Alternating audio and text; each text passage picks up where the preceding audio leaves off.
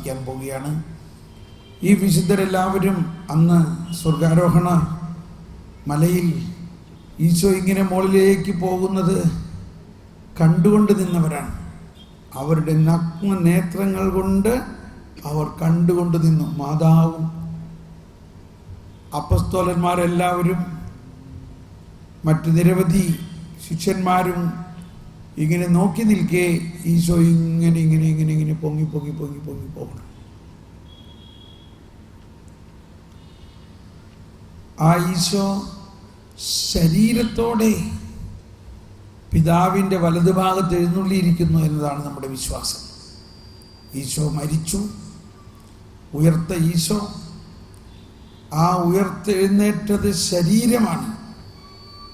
അതാണ് ഈശോ എന്ന് പറഞ്ഞത്, നോക്കൂ എൻ്റെ മുറിവുകൾ നോക്കൂ. ആ മരിച്ച ശരീരം തന്നെയാണ് ഉയർത്തെഴുന്നേറ്റിരിക്കുന്നത്. ആ ശരീരം തന്നെയാണ് സ്വർഗത്തിലേക്ക് എഴുന്നള്ളിയത്. എന്നാൽ ആ ശരീരത്തിന് വളരെയധികം പുതിയ മേന്മകളും മഹത്വവും ഉണ്ടായിരുന്നു. ആ മഹത്വം നിറഞ്ഞ ശരീരമാണ് നമ്മളിപ്പോൾ ഭക്ഷിച്ചത്. ഈശോയുടെ മഹത്വം, ആ മഹത്വമാണ് അപ്പസ്തോലന്മാരെ വലിയ വിശുദ്ധരാക്കി മാറ്റിയത്. ആ മഹത്വം അവർ ദർശിച്ചു. 40 ദിവസം ആ ഉയർത്തെഴുന്നേറ്റ കർത്താവിനോടൊപ്പം അവർ ഉണ്ടുറങ്ങി ജീവിച്ചു. അതാണ് ക്രിസ്തീയതയുടെ ഫൗണ്ടേഷൻ.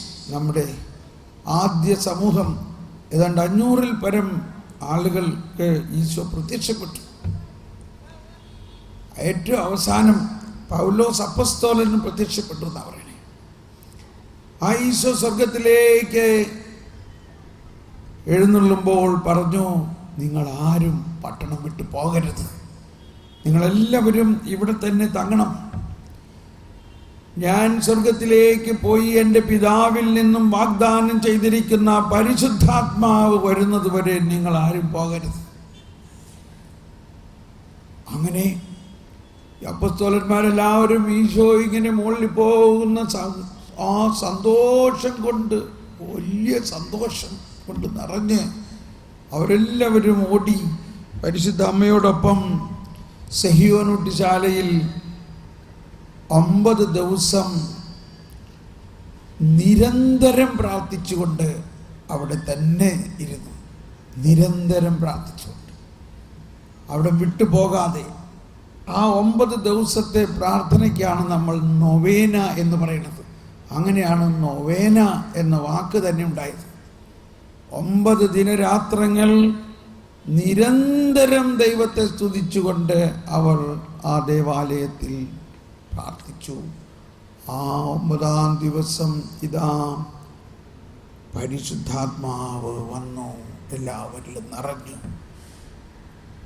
ഒരു വേലക്കാരിയുടെ മുമ്പിൽ പോലും യേശുവിന് സാക്ഷ്യം കൊടുക്കാൻ സാധിക്കാതിരുന്ന പത്രോസെല്ലാം വലിയ ശക്തരായ അപ്പസ്തോലന്മാരായി എഴുന്നേറ്റ് നിന്ന് ഉച്ചത്തിൽ പ്രഘോഷിക്കാൻ തുടങ്ങി. ഈ അപ്പസ്തോലന്മാരെല്ലാവരുടെയും ജീവിതത്തിൻ്റെ അന്ത്യനിമിഷങ്ങളൊന്നും അധികം ബൈബിളിൽ പറഞ്ഞിട്ടില്ല. മർക്കോസിൻ്റെ, ഞാൻ ആദ്യത്തെ ദിവസം പറഞ്ഞു, മർക്കോസിനെ കുതിരവാലിൽ കെട്ടിയിട്ട് അലക്സാണ്ട്രിയയിലെ തെരുവുകളിലൂടെ വലിച്ചഴച്ച് 2 ദിവസം മുഴുവനും. അങ്ങനെ ആ മർക്കോസിൻ്റെ രക്തം മുഴുവനും ആ തെരുവുകളിൽ ഒഴുകി. മർക്കോസിൻ്റെ മാംസകഷ്ണങ്ങൾ അവിടെയെല്ലാം നുറുങ്ങായിട്ട് വീണു. അങ്ങനെയാണ് മർക്കോസ് മരിക്കുന്നത്. മത്തായിയെ ഒരു തടിയിൽ കെട്ടി വിറകിട്ട് തീ കൊടുത്തു.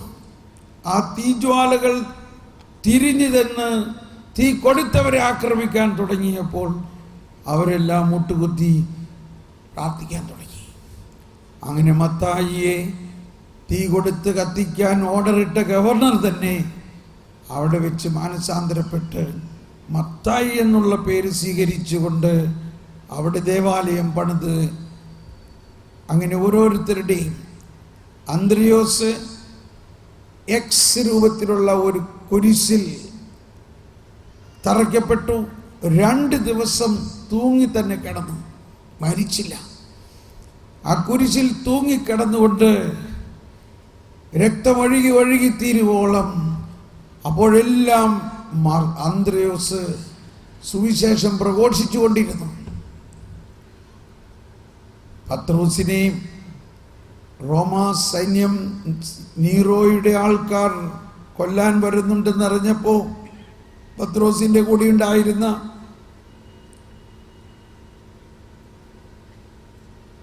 ശിഷ്യന്മാരെല്ലാവരും പറഞ്ഞു, അങ്ങ് ഇവിടെ നിന്ന് എങ്ങനെയെങ്കിലും രക്ഷപ്പെടണം, അങ്ങ് മാർപ്പാപ്പയാണ്, അങ്ങയെ കൊല്ലാൻ വിട്ടുകൊടുക്കരുത്.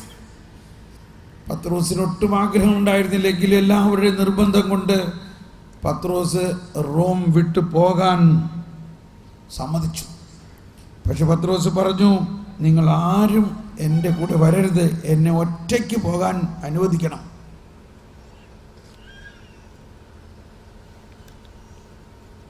അങ്ങനെ ഒറ്റയ്ക്ക് പത്രോസ് റോം വിട്ടു പോകുമ്പോൾ റോമ പട്ടണം കഴിഞ്ഞ് അല്ലെങ്കിൽ അതിൻ്റെ അതിർത്തിയിൽ വെച്ച് പത്രോസിനെ അന്തം വിട്ട പോലെ ഇതാ കൺമുമ്പിൽ കർത്താവ് മിശിഹ വലിയ ഒരു കുരിശുമായിട്ട് വന്ന് നിൽക്കുന്നതാണ് കാണുന്നത്. പത്രോസ് ഇത് കണ്ടിട്ട് ആശ്ചര്യത്തോടെയും വേദനയോടെയും പറഞ്ഞു, ദോമിനോ ഖുവാദീസ്, കർത്താവേ നീ എങ്ങോട്ട് പോകുന്നു? ദോമിനോ ഖുവാദീസ്. കർത്താവ് പറഞ്ഞു, ഞാൻ വീണ്ടും കുരിശിൽ മരിക്കാൻ വേണ്ടി റോമിലേക്ക് വരികയാണ്. പത്രോസ് പറഞ്ഞു, വേണ്ട കർത്താവേ, ഞാൻ തിരിച്ചു പോയിക്കോളാം, ഞാൻ മരിച്ചോളാം, നിനക്ക് വേണ്ടി നീ വീണ്ടും മരിക്കണ്ട. അതിനെയാണ് ചരിത്രപ്രസിദ്ധമായ ദോമിനോ ഖുവാദീസ്. റോമിന്റെ പട്ടണത്തിന്റെ പുറത്ത് വലിയൊരു പള്ളിയും ആ ഈശോ അന്ന് വന്ന് നിന്ന കാൽപാദം ഒരു പാറയിൽ പതിഞ്ഞ ആ പാറയും അവിടെയുണ്ട്. അവിടെ വെച്ച് പത്രോസ് തിരിഞ്ഞ് മടങ്ങി വന്നു, കുരിശുമരണം സ്വീകരിക്കുകയാണ്. നീറോയുടെ പടയാളികൾ പത്രോസിനെ കൊല്ലാൻ വന്നപ്പോൾ പറഞ്ഞു, എന്നെ എൻ്റെ നാഥനെ കുരിശിൽ തറച്ച പോലെ തറക്കല്ലേ, ഞാൻ അതിന് യോഗ്യനല്ല, എന്നെ തലകീഴായി കുരിശിൽ തറച്ചാലും. അങ്ങനെ പത്രോസിനെ തലകീഴായി കുരിശിൽ തറച്ചു.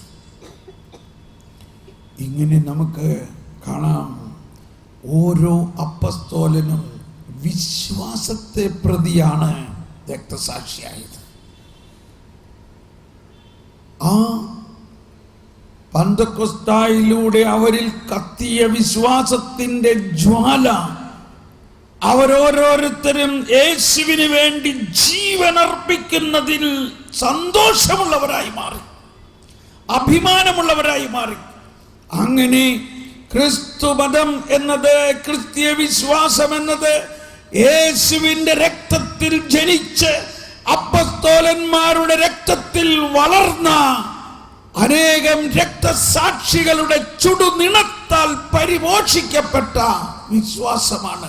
ഒരു തരത്തിലും ഇത് തളരില്ല, തളരുക സാധ്യമല്ല.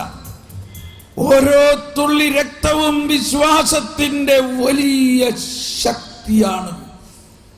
ഒരന്ധകാരത്തിനും ഈ ഒരു തുള്ളി രക്തത്തെ പോലും മാച്ചുകളയാൻ സാധ്യമല്ല. സ്നേഹമുള്ളവരെ, വരുവിൻ, നമുക്ക് എഴുന്നേറ്റ് നിന്ന് ഈ രക്തസാക്ഷികളുടെയും അപ്പസ്തോലന്മാരുടെയും നാമം ഉച്ചരിച്ചുകൊണ്ട് അവരോരോരുത്തരുടെയും പേരെടുത്ത് പ്രാർത്ഥിക്കുമ്പോൾ നമ്മൾ ഓരോരുത്തരും അവരുടെ സഹോദരങ്ങളാണെന്ന അഭിമാനത്തോടെ അപ്പസ്തോലന്മാരായ ഒരു അടിത്തറയിൽ പണിതുയർത്തപ്പെട്ട ദൈവഭവനത്തിലെ അംഗങ്ങളാണ് നമ്മൾ ഓരോരുത്തരും എന്ന അഭിമാനത്തോടെ നമുക്ക് ഈ ലുത്തിനിയെ ചൊല്ലി നമ്മുടെ വിശ്വാസത്തെ വർദ്ധിപ്പിക്കുന്നതിനെ പ്രാർത്ഥിക്കാം. കർത്താവേ, ഞങ്ങളുടെ വിശ്വാസം വർദ്ധിപ്പിക്കണം. സകല വിശുദ്ധരെ, സകല അപ്പസ്തോലന്മാരെ ഞങ്ങൾക്ക് വേണ്ടി പ്രാർത്ഥിക്കണം.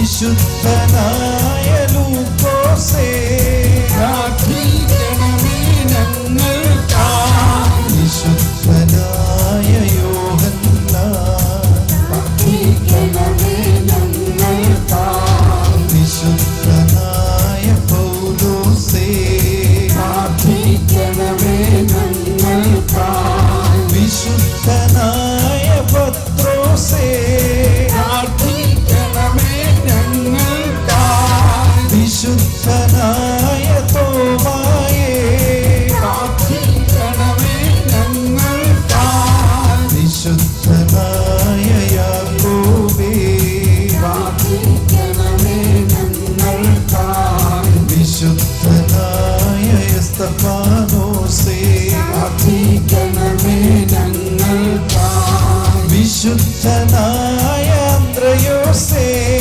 പ്രാർത്ഥിക്കണമേ ഞങ്ങൾക്കായി. വിശുദ്ധനായ ഗീവർഗീസേ പ്രാർത്ഥിക്കണമേ ഞങ്ങൾക്കായി. വിശുദ്ധനായ പാദ്രേ പിയോ പ്രാർത്ഥിക്കണമേ ഞങ്ങൾക്കായി. വിശുദ്ധനായ മരിയ വിയാനി പ്രാർത്ഥിക്കണമേ ഞങ്ങൾക്കായി. വിശുദ്ധനായ ആൽബർട്ടേ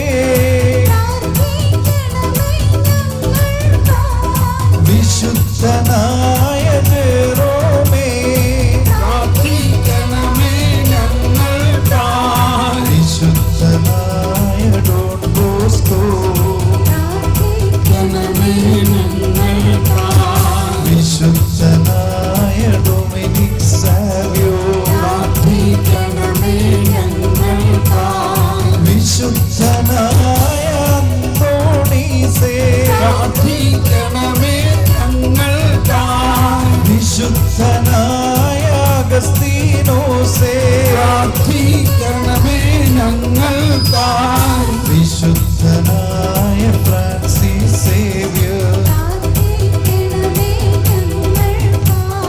വിശുദ്ധനായ ഫ്രാൻസിസ് അസീസി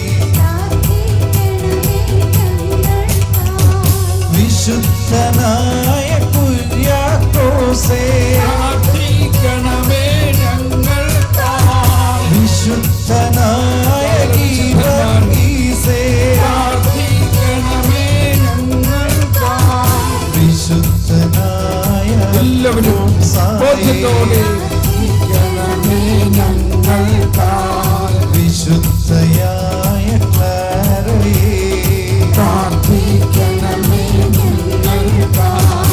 വിശുദ്ധയായ അന്നായേ പ്രാർത്ഥിക്കണമേ ഞങ്ങൾക്കായി. വിശുദ്ധയായ വേറോനിക്ക പ്രാർത്ഥിക്കണമേ ഞങ്ങൾക്കായി. വിശുദ്ധയായ മരിയ ഗോരേത്തി പ്രാർത്ഥിക്കണമേ ഞങ്ങൾക്കായി. വിശുദ്ധയായ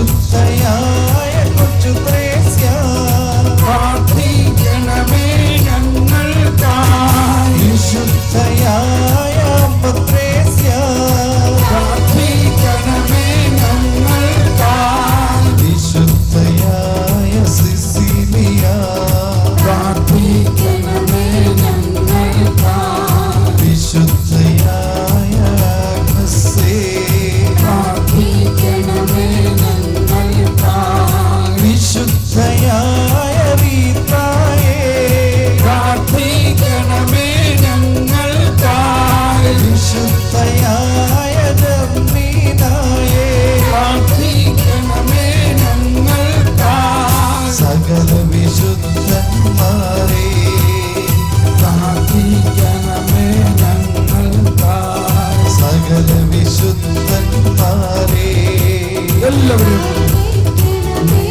കൈയടിച്ച് സകല വിശുദ്ധന്മാരേ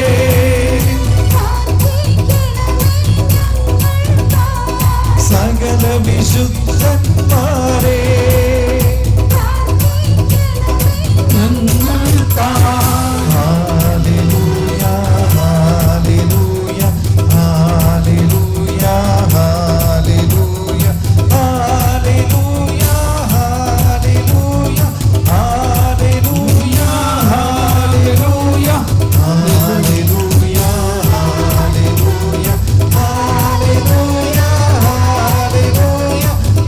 ഹല്ലേലൂയ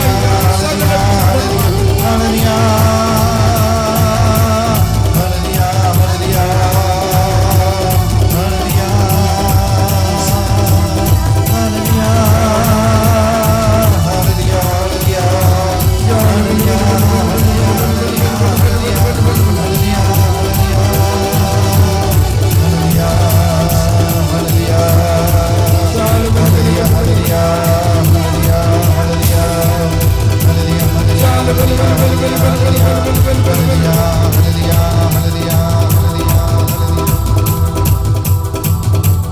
പെന്തക്കോസ്താ ദിവസത്തിൽ പരിശുദ്ധാത്മാവ് കൊണ്ട് നിറഞ്ഞ അപ്പസ്തോലന്മാർ ആത്മാവിന്റെ തീജ്വാല പോലെ അവരെല്ലാവരിലും കത്തി നിൽക്കുന്നത് കണ്ടു. ആത്മാവ് അവരിൽ ഒരു പുതിയ സൃഷ്ടിയാക്കുന്ന വലിയൊരു സംഭവമായിരുന്നു. ഈ അപ്പസ്തോലന്മാരെല്ലാവരും പുതിയ സൃഷ്ടിയായി മാറി. അവരെല്ലാവരും മറ്റൊരേശുവായി മാറി. ആത്മാവിനാൽ നിറഞ്ഞ യേശു ആത്മാവിനാൽ നയിക്കപ്പെട്ടുകൊണ്ട് ഗലീലേക്ക് മടങ്ങി എന്നപോലെ തന്നെ അവരെല്ലാവരും ആത്മാവിനാൽ നിറഞ്ഞവരും ആത്മാവിനാൽ നയിക്കപ്പെട്ടവരുമായി. സ്നേഹമുള്ളവരെ, ഇത് തന്നെയാണ് നമ്മൾ ഓരോരുത്തരിലും ഈ പന്തക്കുസ്ത സംഭവിച്ച് കഴിഞ്ഞിരിക്കുന്നു എന്ന് വിശ്വസിക്കുക. നമ്മൾ ഓരോരുത്തരിലും ഈ പന്തക്കുസ്ത കഴിഞ്ഞിരിക്കുന്നു. നമ്മൾ ഓരോരുത്തരിലും പരിശുദ്ധാത്മാവ് നിറഞ്ഞവരാണ്. മാമോദീസായിലൂടെ നമുക്ക് എന്താണ് ലഭിച്ചത്? സ്ഥൈര്യലേപനത്തിലൂടെ നമുക്ക് എന്താണ് ലഭിച്ചത്? വിശുദ്ധ കുർബാനയിലൂടെ നമുക്ക് എന്താണ് ലഭിക്കുന്നത്? എല്ലാ ദിവസവും പരിശുദ്ധാത്മാവ് നമ്മളിൽ തന്നെ ഉണ്ട്. സ്നേഹമുള്ളവരെ, ആ ബോധ്യത്തോടെ നമുക്ക് ആത്മാവി പരിശുദ്ധാത്മാവ് എന്നുള്ള ഗാനം ഇന്ന് ആലപിക്കുമ്പോൾ, സ്വർഗാരോഹണത്തിൻ്റെ തിരുനാൾ മഹോത്സവത്തിൽ പന്തക്കുസ്തായിലേക്ക് വേണ്ടി ഈശോ ഒരുക്കിക്കൊണ്ടിരിക്കുന്ന സമയത്ത് ആ പന്തക്കുസ്ത നമുക്ക് ലഭിച്ചു കഴിഞ്ഞിരിക്കുന്ന നമ്മൾ ആ പന്തക്കുസ്തായിലൂടെ ലഭിച്ചത് എന്താണെന്ന് നമ്മൾക്ക് നോക്കിക്കൊണ്ട് ആ പരിശുദ്ധാത്മാവിൻ്റെ നിറവ് നമ്മളിൽ തുളുമ്പുന്നതിനായിട്ട് നമുക്കിങ്ങനെ പ്രാർത്ഥിക്കാം. എന്നിൽ വസിക്കുന്ന പരിശുദ്ധാത്മാവേ, എല്ലാവരും എന്നിൽ കത്തി പടരണമേ. അങ്ങയുടെ വരദാന ഫലങ്ങൾ എന്നിൽ തുറക്കണമേ. എല്ലാവരും ശബ്ദം ഉയർത്തിയേറ്റ് പറഞ്ഞുകൊണ്ട്, എന്നിൽ വസിക്കുന്ന ത്രിത്വൈക ദൈവമേ, പന്തക്കുസ്തായിലൂടെ പുതിയ സൃഷ്ടിയാക്കിയ ആ പരിശുദ്ധാത്മ ശക്തി ഞങ്ങൾ ഓരോരുത്തരെയും പുതിയ സൃഷ്ടിയാക്കണമേ.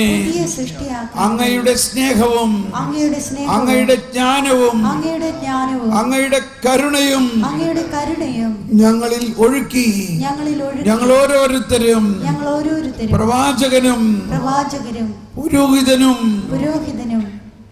രാജകീയ പുരോഹിതരുമായി മാറുന്നതിന് പരിശുദ്ധാത്മാവേ ഞങ്ങളിൽ നിറയണമേ.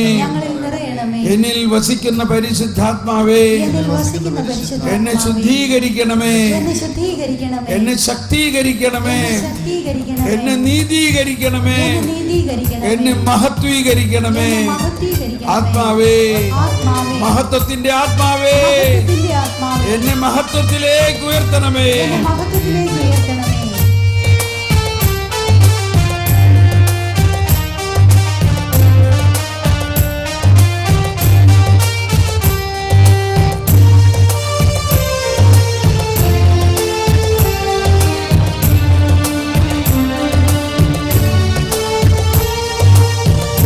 കൈയടിച്ച് പാടിക്കൊണ്ട്, ആത്മാവേ പരിശുദ്ധാത്മാവേ, ആത്മാവേ പരിശുദ്ധാത്മാവേ,